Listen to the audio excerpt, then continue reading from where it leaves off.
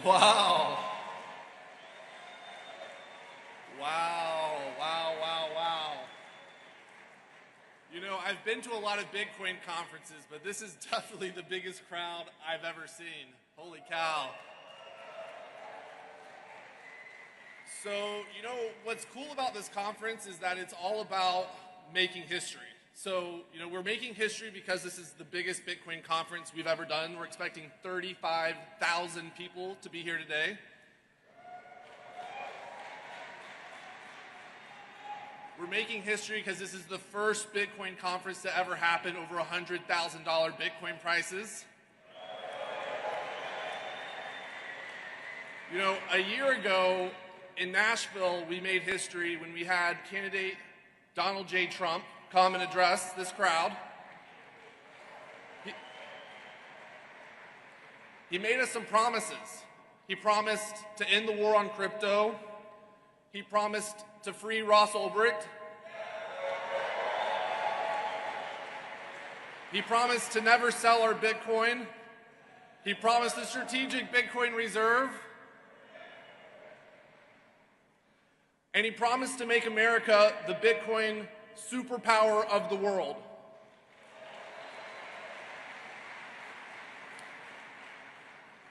In 100 days, promises made, promises kept. And today we get to make a little bit of history this morning by having the first ever sitting Vice President of the United States of America address the global Bitcoin community.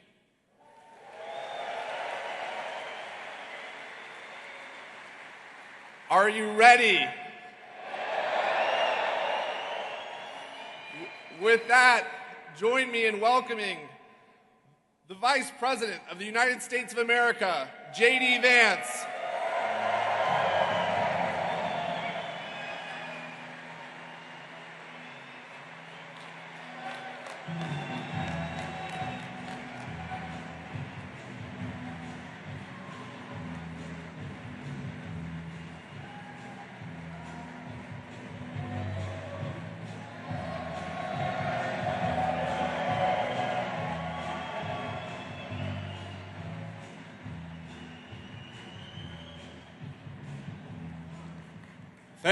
Thank you all. Well, first of all, I want to thank, please, thank you guys. Take your seats. And, you know, the Secret Service is a little bit nervous because I told them these Bitcoin guys really like guns. But they really like the President and Vice President of the United States, too, so I think we're doing okay.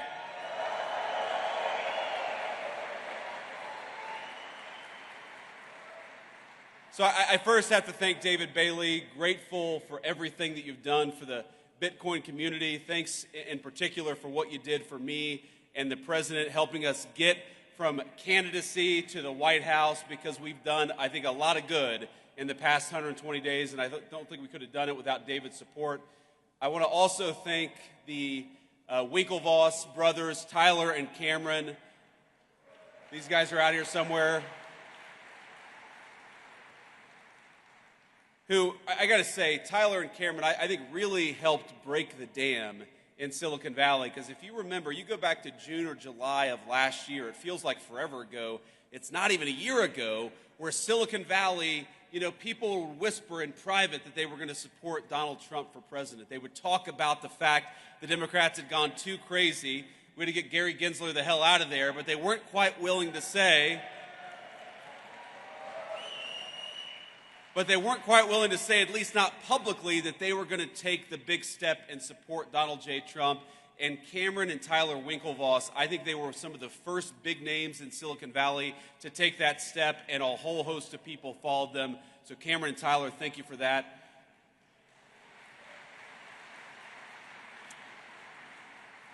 And of course, I want to thank the good people at Coinbase, the organizers of this event, and everybody who made this incredible event possible. It's great to be here with Bitcoin at 108,000, at least when I checked this morning, and as Vice President of the United States. It's great to be here.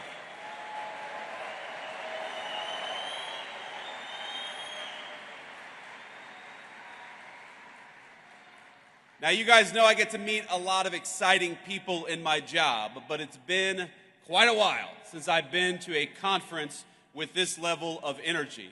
I mean, hell, you guys came out here at 9 a.m. after a long night, I'm sure, in Las Vegas. You can't do that without a lot of good energy.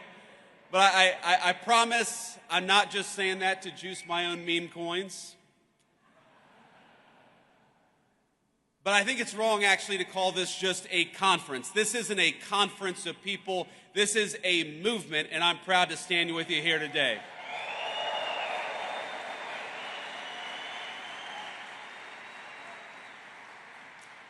And I think this conference, this movement of people, is where the future of cryptocurrency in this great country gets decided. So let's start by making one thing abundantly clear. That future is going to be decided by the people, by you, not by unelected bureaucrats.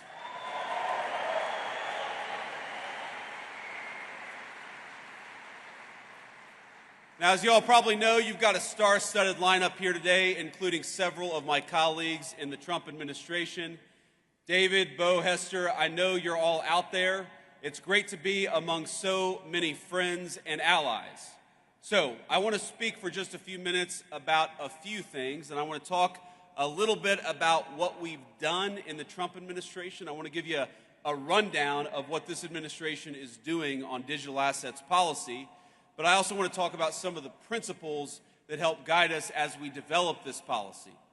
But before that, I want to speak about why I'm personally optimistic about crypto and what it means for the American people. Now, people ask me why I tend to be bullish on the future of innovation in this country. Now, I spent enough time in Silicon Valley to recognize the difference between good tech, technology that boosts our productivity, makes our lives richer, that grounds us in the real world and complements our day-to-day lives. That's the good technology, but there's also some bad technology out there. And when it comes to crypto, I think the last several years have made it clear that we're talking about genuine, ground-up innovation, one that's already improving the well-being of tens of millions of our fellow citizens. I believe it's 50 million Americans own Bitcoin, and I believe that's going to be 100 million before too long.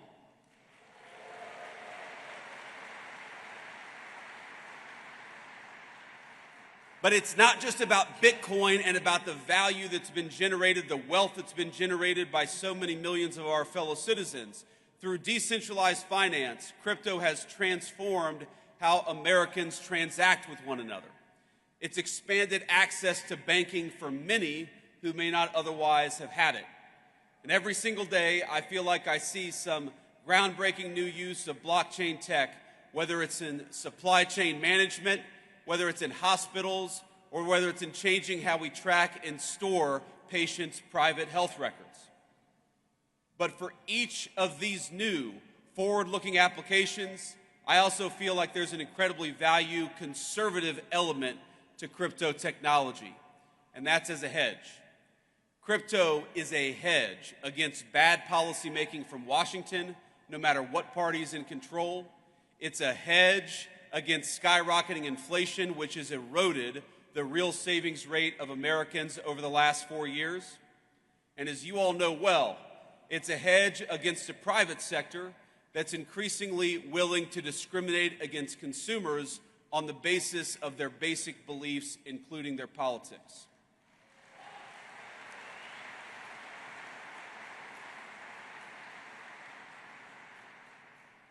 That includes, of course, debanking users for Second Amendment advocacy or for ties to the first Trump administration.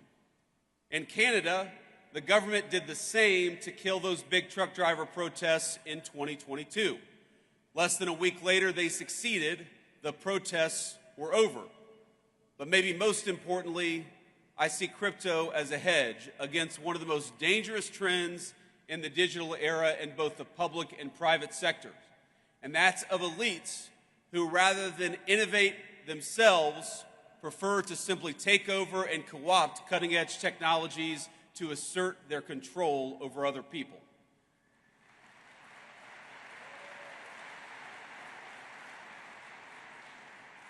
And I know we believe this in this room. That's not Bitcoin. It'll never be Bitcoin, and you guys are going to make sure that happens.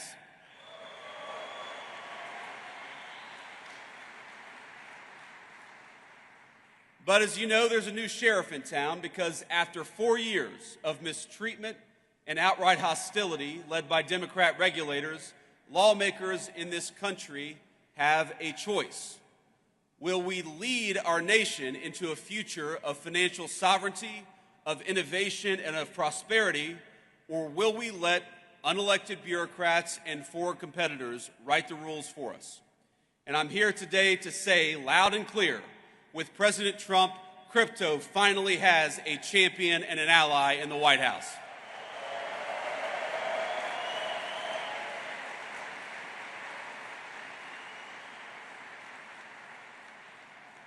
In our administration, we understand the full potential of the digital assets industry, not just as an investment, not just as a flashy technology, but as a symbol and driver of personal liberty for all our citizens. And we are dedicated to seeing that promise fulfilled.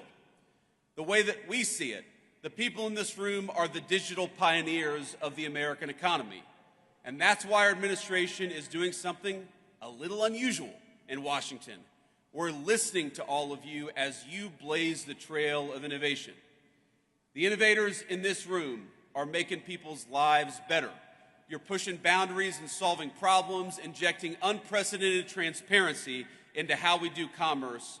And the way we see it, you all deserve a similar level of transparency and clarity. And most of all, you deserve respect and support from your government, not bureaucrats trying to tear you down.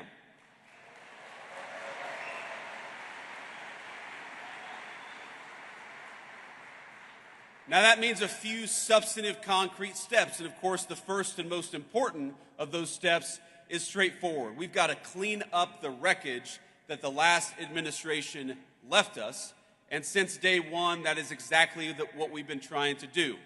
Our administration, we prioritize eliminating the rules, the red tape, and the lawfare that we saw aimed at crypto by our predecessors. We're ending the weaponization of federal regulations against this community.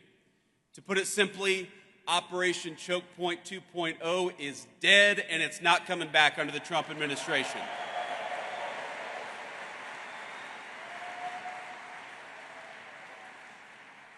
And by the way, it's crazy that was ever even controversial, the idea of using the regulatory power of the government to crush an industry and to crush people who espoused a view that you didn't like. It's crazy, but let my words today serve as Operation Choke Point. Let me serve as its obituary. Now this is my vow to every single person here. You will never see this administration trying to handicap your community or diminish the impact it's had on the economy. Instead, we reject the Biden administration's legacy of death by 1,000 enforcement actions. We reject regulators. Maybe the most important thing that we did for this community, we reject regulators and we fired Gary Gensler, and we're going to fire everybody like him.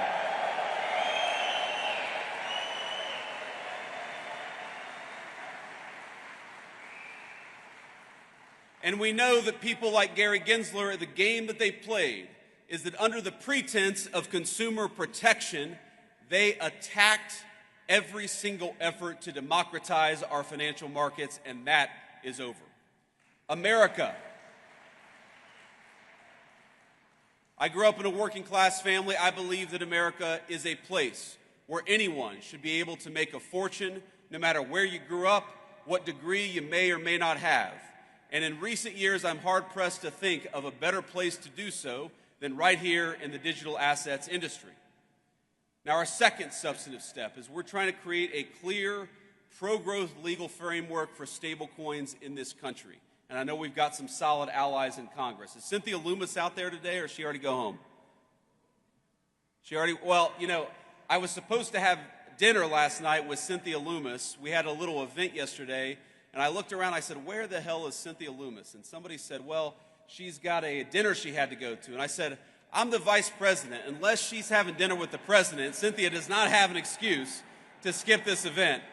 But we love Cynthia, and I know that she's one of the great advocates for your industry in the United States Congress.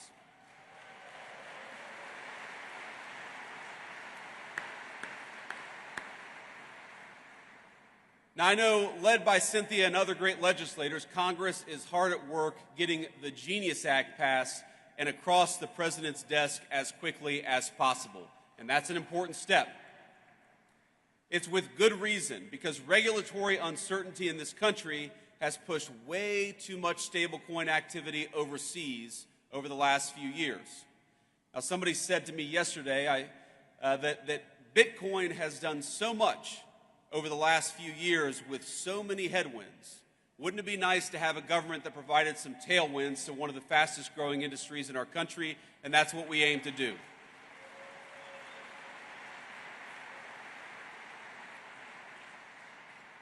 And once the Genius Act is enacted, it's poised to vastly expand the use of stable coins as a digital payment system for millions of our fellow Americans. It'll also protect coin holders and inject further transparency into the market. And let me be emphatic on one other point.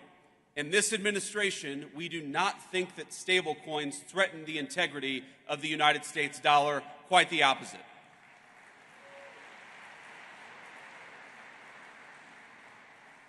In fact, we view them as a force multiplier of our economic might.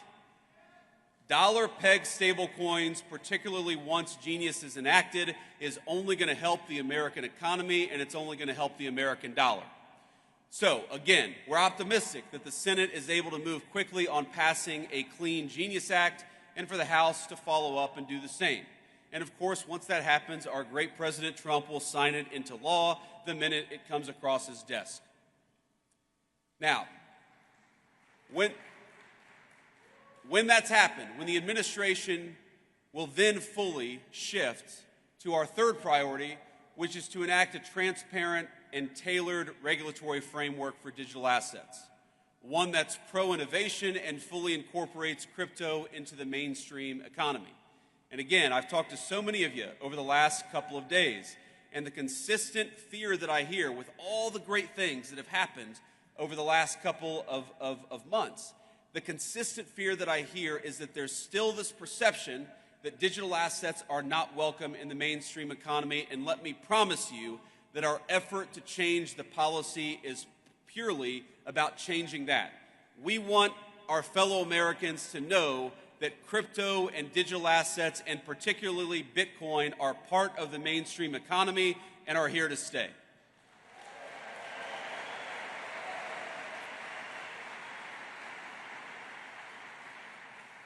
Now, we think the way to do that legislatively, because again, I hope that our party is in charge for a long time, but nothing is ever guaranteed in politics.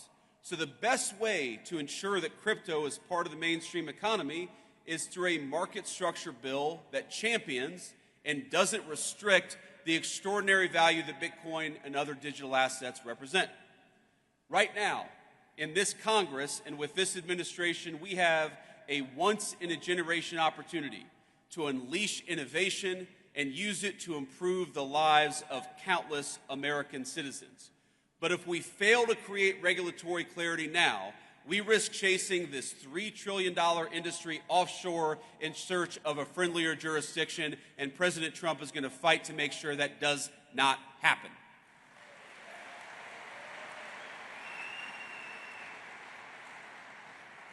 Think about this. By locking in smart, pro-innovation rules of the road, we can also make sure that Democrats or anybody else never wage another war on the crypto community.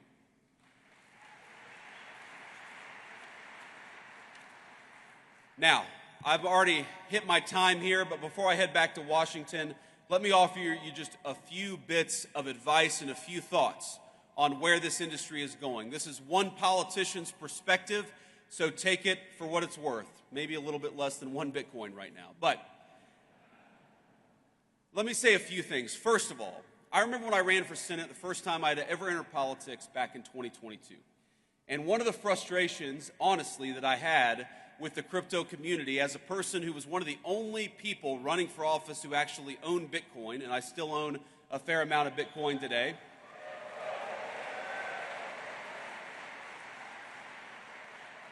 Think about this. This is during that campaign. That's 2021 and 2022. This feels like an eternity ago, but it was only 4 years ago, is that I recognize what so many advocates of Bitcoin recognize, which is what the Biden administration was doing, what Gary Gensler was doing was a disaster, and yet there didn't seem to be any real organization pushing back against it at the political level. And let me say that part of the reason that I'm standing here, part of the reason that Bernie Moreno defeated Sherrod Brown in the Senate campaign last year is because you guys got organized and got involved in American politics, and I'm grateful to you for that. But there's a lesson to take from that experience, which is that unless you guys get involved in politics, politics is going to ignore this industry. Now, you took a big step in 2024, and I'll tell you, every victory that we win, it's only a provisional victory. You know, one of my great mentors in Silicon Valley always told me that, Bitcoin, that the crypto community was about exit and artificial intelligence was about voice. Well, I know that a lot of people in 2024 in this community chose voice. You chose to speak up and you chose to get involved, and I believe you changed the direct trajectory of our country because of it. But you got to keep on choosing voice. Bitcoin, of course, people call it digital gold. But while Bitcoin is digital, none of you are. None of us are. What happens in the world of politics, what happens in the world of bureaucracy, it will affect even the most transformational and valuable technologies if we don't make the right decisions. So the first piece of advice, the first thing that I'd ask you is to take the momentum of your political involvement in 2024 and carry it forward to 2026 and beyond.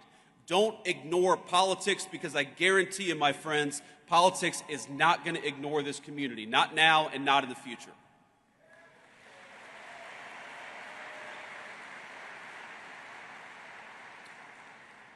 The second thing that I want to toss out there is that we have to start thinking of the long-term strategic implications of Bitcoin. Bitcoin is owned by about 50 million Americans. A lot of Americans have made a lot of money, have created a lot of wealth for themselves, and that's a great thing. But I actually think that where Bitcoin is going is as a strategically important asset for the United States over the next decade. It's one of the reasons why President Trump, with the help of our great AI guy, David Sachs, it's one of the reasons why we started the Bitcoin Reserve, because we want to start to put in motion the strategic importance of Bitcoin for the United States government. We know that the PRC doesn't like Bitcoin. The People's Republic of China doesn't like Bitcoin. Well, we should be asking ourselves, why is that? Why is our biggest adversary such an opponent of Bitcoin? And if the Communist Republic of China is leaning away from Bitcoin, then maybe the United States ought to be leaning into Bitcoin, and that's one of the things that we're going to be doing.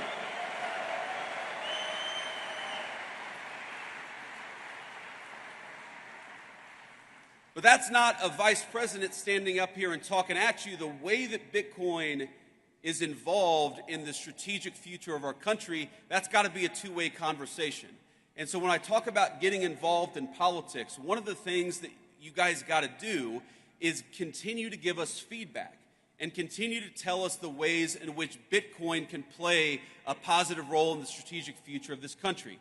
I know the Bitcoin Policy Institute is working on this very topic now, but all of you have got to be involved in this conversation, because I don't think any of us want to wake up in a country 10 years from now that is less wealthy and less prosperous because we made bad decisions today. We're going to make the right decisions, but that depends on you guys being part of the conversation. So be part of that conversation. And here's the third thought that I want to leave you with. One of the ways you hear this stated is that crypto is fundamentally a conservative or right-leaning technology, and artificial intelligence is fundamentally a left-leaning or a communist technology. Now, I think that overstates things a little bit in both directions, but there's a fundamental element of truth to it. Now, I haven't been involved in the day-to-day operations of a technology company in about 4 years since I entered politics for the very first time.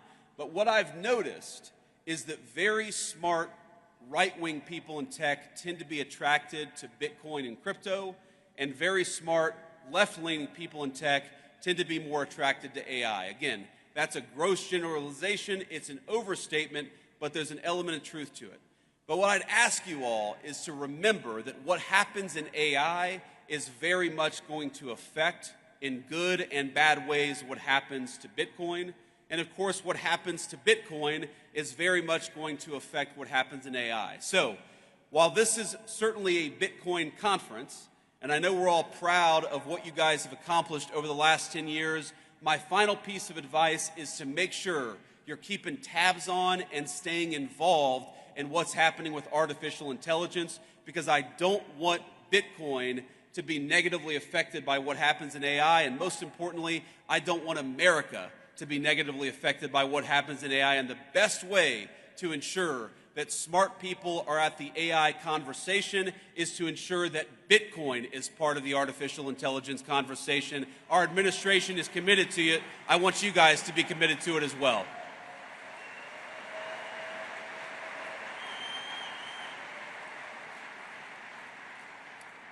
I just want to say in the next few years in the Trump administration, we've accomplished a lot, but we have plans to continue to make big progress for this industry and for the American people who rely on it. The whole of government, we're going to need your help, we're going to need your guidance, we're going to need your encouragement, and at times, yes, because this is politics, our politicians are going to need your pressure. So, have fun this week, but keep the pressure up. And we'll do great things together for our industry, but most importantly, for the cause of personal freedom and the United States of America. God bless you guys, and thanks for having me.